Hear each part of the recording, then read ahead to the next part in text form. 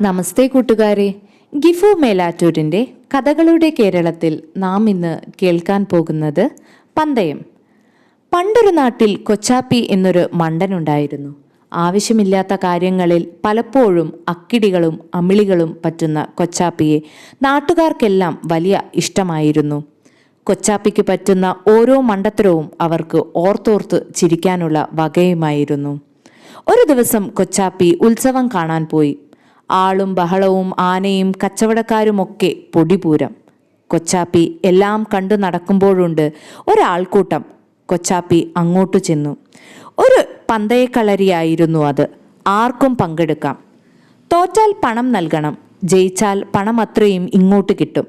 മത്സരം ഇതാണ്: ഒറ്റയിരിപ്പിന് 25 ഏത്തപ്പഴം അകത്താക്കണം. കൊച്ചാപ്പിക്ക് തോന്നി പങ്കെടുത്താലോ എന്ന്. കൈവശം ആവശ്യത്തിന് പണമുണ്ടായിരുന്നു.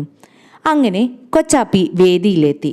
കൊച്ചാപ്പിയെ അറിയുന്നവർ പലവരും ഉപദേശിച്ചു. കൊച്ചാപ്പി വേണ്ട, പന്തയത്തിൽ തോറ്റാൽ കൈവശമുള്ള പണം പോകും. എന്നാൽ കൊച്ചാപ്പിക്ക് ഉറപ്പായിരുന്നു 25 ഏത്തപ്പഴം താൻ തിന്നു മുതലാക്കും. അമ്പടാ!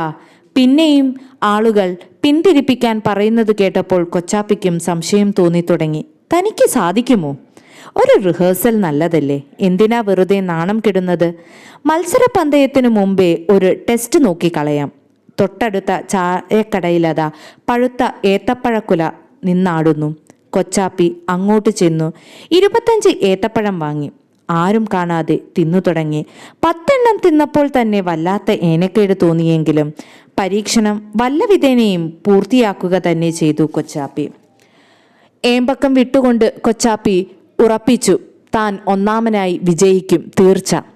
അങ്ങനെ പന്തയപ്പുരയിലെത്തി പണം കെട്ടിവെച്ച് 25 ഏത്തപ്പഴവുമായി കൊച്ചാപ്പി മൽപ്പിടുത്തം ആരംഭിച്ചു.